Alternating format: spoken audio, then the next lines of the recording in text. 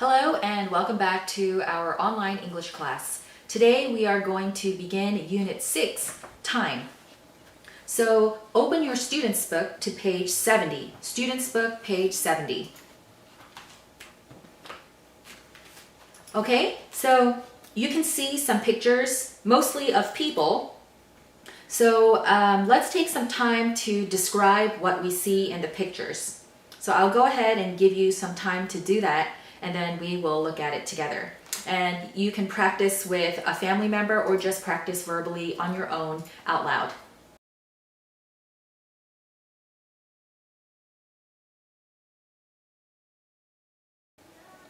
Okay, so we might say there is a reporter. You can see a man in the first picture and he looks like a reporter because he is holding a microphone. And maybe he is interviewing Mrs. Rosen, Ms. Morales, and Mr. Chung. And in the picture next to Mrs. Rosen, you can see a stamp. And then in the picture with Mr. Chung, you can see a letter. So maybe Mr. Chung likes writing letters.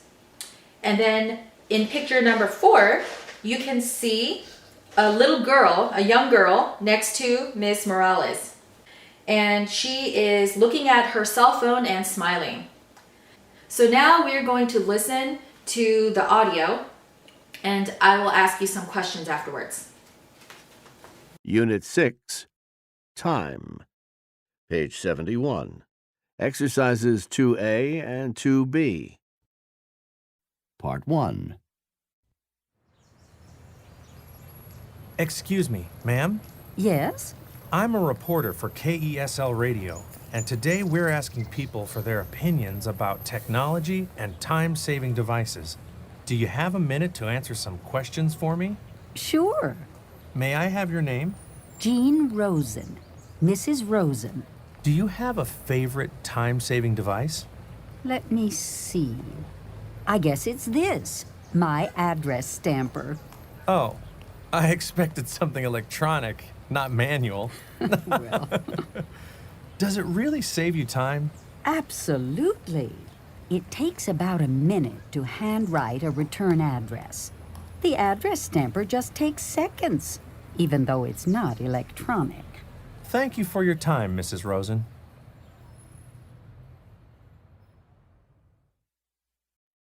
Part 2. Excuse me, sir. Do you have a minute? Well, I'm in a bit of a hurry. I'm a reporter for KESL Radio. I'm asking people for their opinions about how technology helps them save time. Technology? A time saver? I'm afraid you're talking to the wrong man. I'm not a fan of technology. Why is that? Well, take email, for example. Half the time it's spam. And it's distracting, too. It interrupts my work. But isn't it convenient? Not that I can see. If you ask me, most of this electronic stuff wastes more time than it saves. I still write letters by hand, although I have a perfectly good computer at home. I see. Could I get your name before you go? Ronald Chung. Thank you for your time, Mr. Chung. Part 3. Good morning, ma'am. I'm a reporter for KESL Radio. Yes? I'm asking people their opinions about technology and time-saving devices. Oh, that sounds interesting. Do you have a favorite time-saving device? Oh, yes. I just love my cell phone. I guess it saves you lots of time because you can use it anywhere. That's right. You see, I go to lots of sales to buy clothes for my daughter. I take pictures with my camera phone of clothes I think she might like. Really? Yeah. Then I send her the pictures while I'm still in the store. She sends me a text message back. It says buy or don't buy. Now that's innovative. Yeah. Not a bad idea, huh? I'm sure our listeners will enjoy hearing about such an unusual use. Happy to share. It really is a time saver, but not a money saver. I see what you mean. Oh, I didn't get your name. Patricia Morales. Well, thank you, Miss Morales, for sharing your favorite time-saving device.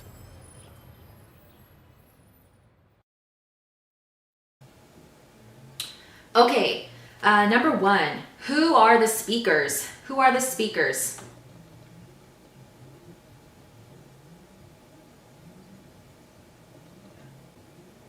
Okay, so we can say the speakers are an interviewer, Mrs. Rosen, Mr. Chung, and Ms. Morales. Okay, and then number 2, what are they talking about? What are they talking about?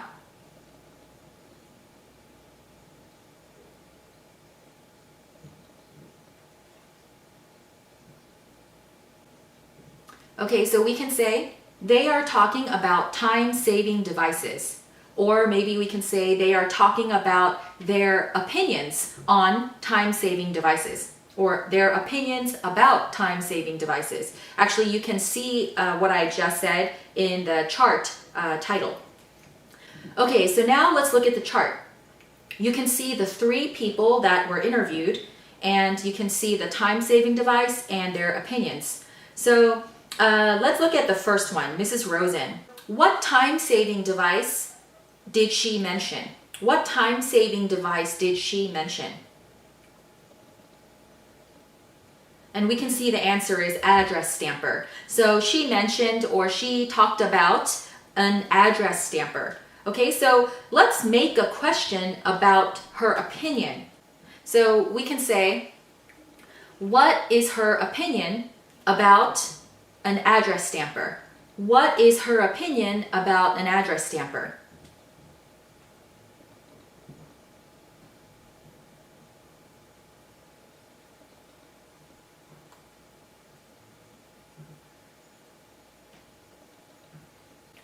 Okay, so we can say it takes about a minute to handwrite an address, but with a stamper, it takes just seconds. So she feels that an address stamper saves her a lot of time. And then let's look at Mr. Chung. What time-saving device does he mention?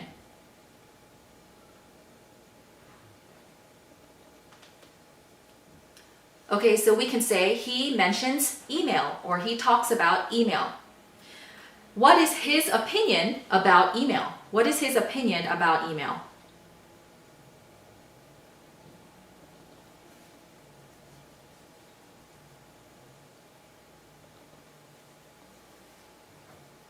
Okay, so we can say he feels that email is a waste of time because of spam and because it is distracting. So he loses focus when he uses email. And I'm sure you know this, but spam is not the meat that we eat, although that's also true. But spam in this case means junk. Like junk mail is something that we also receive in our physical mail. But in this case, spam mail, whether email or physical mail, is advertising we don't want. Okay, and then number 3, Ms. Morales. What is the time-saving device she mentions? Okay, she mentions a cell phone, or she mentions her cell phone. And how does she feel about it? Or what is her opinion about it?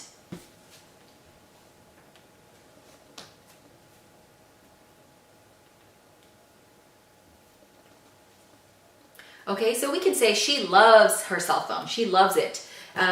She thinks it saves time by allowing her to shop for clothes for her daughter or to send her daughter pictures of clothing or clothes.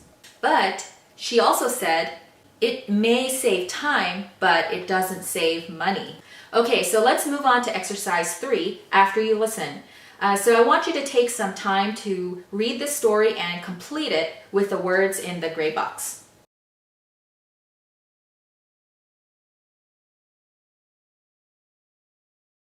Page 71.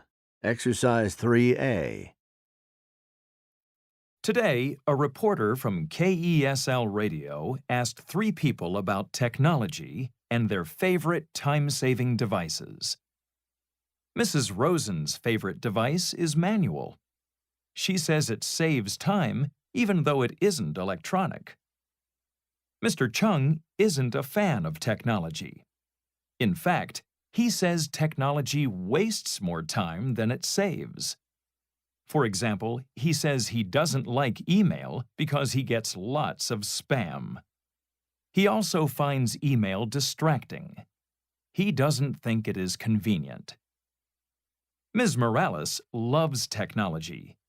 She uses the camera on her cell phone in a very innovative way to send her daughter pictures of clothes that are on sale. Her daughter sends a text message back, buy or don't buy. Okay, now I want you to look at exercise B, discuss. So since we can't talk with our classmates, you can talk with your family members or practice on your own. But let's take a look at number 1. Do you agree with the people interviewed? Why or why not? Okay, and also number 2, in general, do you think technology saves time or wastes time? Give examples. So you probably think that sometimes technology saves time and sometimes it wastes time. So think about some examples and practice. Okay, so for example, you might say, social media can save time because you can keep up with many people at the same time. But it can also waste time because you might spend too much time looking through pictures and clicking on links, and also there is a lot of spam or a lot of advertising that pops up in the feed. And another time-saving device might be, for example, Alexa. We also have Alexa, and so let me demonstrate. I can say, Alexa, turn on living room. So you can see the light in my living room just turned on. And that can save time because I don't have to go to the switch and turn the light on or off. But at other times, Alexa stops working. So I have to repeat myself again and again. And if it doesn't work, I have to walk to the switch and turn it on or turn it off. So I just wasted time trying. So see? Yep, there she goes. So in those cases, it's a waste of time because I just spent extra time trying to repeat myself and make her work. So there are good things and bad things about time-saving devices. Sometimes they work and sometimes they don't. So we shouldn't rely on them all the time. Okay, so go ahead and take some time to practice.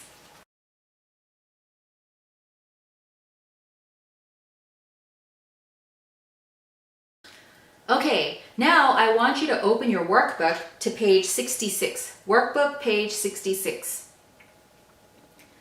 Okay, lesson A, listening. Okay, so this time, I want you to cover the word box. Cover the word box. So the gray box here, I want you to cover it with a piece of paper or your phone. And I want you to listen to the story and follow along and try to write the vocabulary words in the blanks. Unit 6. Time. Page 66. Exercise 1. I work in an office, and my job has changed a lot in the last few years. In that time, we have gotten a lot of innovative technology in our company. Some of these time-saving devices work really well and are very convenient. For example, I love my cell phone. People can reach me when I'm outside of the office, and they can also send me a quick text message. I also really like my electronic postal scale. It gives me the correct weight of letters and packages, so I can print my own mailing labels. That means I never have to go to the post office. It's much better than my old manual scale. Other technology doesn't really save any time at all. Email is one example. Although it's very fast, it can also be very distracting. Often I get messages when I'm working on something else, and then I forget what I was doing. Another problem is that so many messages are just spam. I think the worst device, though, is my laptop computer. In the past, I had to finish all my work before Friday evening. Now, my boss expects me to take my computer home and work on the weekend. That doesn't save me any time at all. Okay, exercise 2. Circle true or false. Okay, so this is based on the story you just heard. So I want you to read these sentences, and if they are false, I want you to change them to make them true.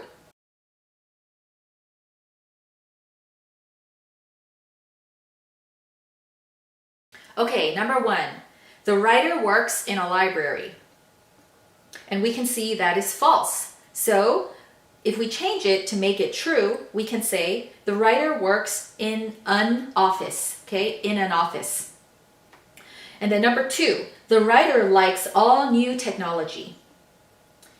And we can see that that is false. So instead of all new technology, we might say he likes some new technology. Or we can also make the sentence negative. We can say the writer doesn't like all new technology. Number 3, the writer has an electronic scale now. And that is true. Okay? Number 4, the writer thinks that email doesn't save any time. And that is also true. Number 5, the writer likes laptop computers. That is false. So we can change it to the writer doesn't like laptop computers. Or maybe he does, but he doesn't like his work laptop computer because he has to work on the weekends. So let's look at number 6. The writer uses a laptop computer to work at home. And as we just mentioned, that's true. Okay, let's move on to exercise 3 on page 67.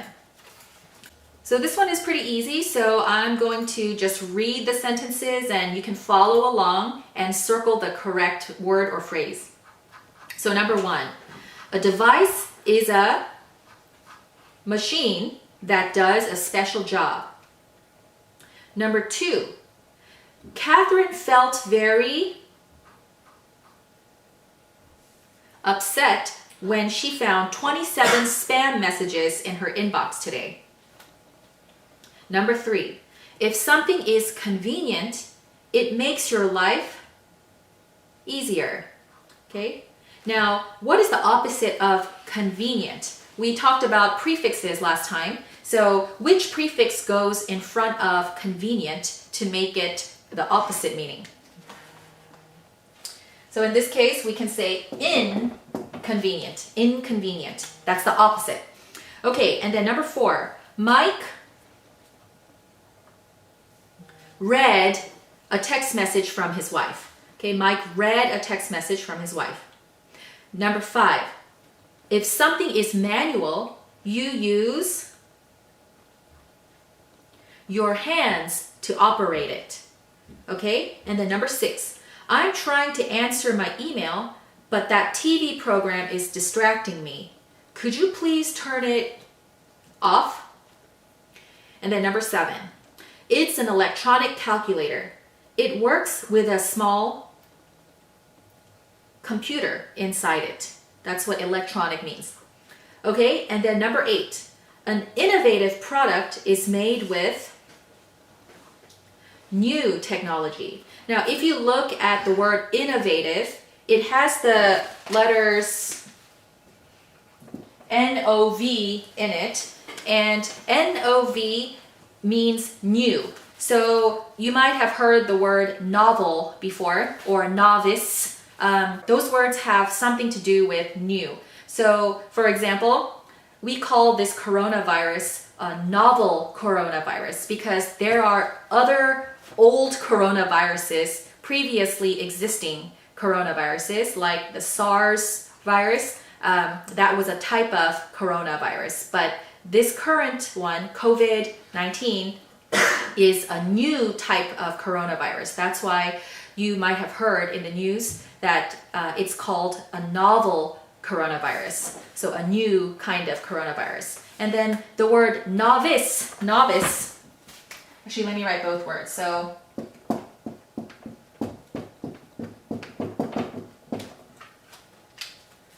novice means someone who is new at doing something. Okay, so you might say, I am a novice computer programmer. So you are new at doing computer programming. Or someone who is not an expert yet.